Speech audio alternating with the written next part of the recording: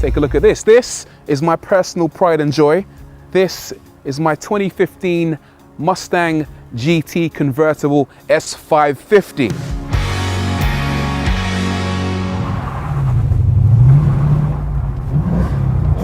I love the sound of that engine.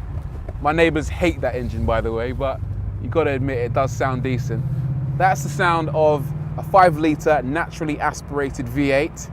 As for the exhaust, I had to get my exhaust changed. So I went out there and I got a QuickSilver exhaust. It's an X-pipe, it's a catback system, which basically means the catalytic converter is still there, but everything from there backwards is aftermarket. All in all, I think it's cool, man. I think it's a really cool car. It sounds good, it's fast, it stands out. One of the things I've noticed is that it gets a lot of reaction from people. So you can be driving around town and people, you know, they'll smile at you, they'll give it one of those like. And I look forward to many more miles of ownership, many more mods, and a shed load of new adventures.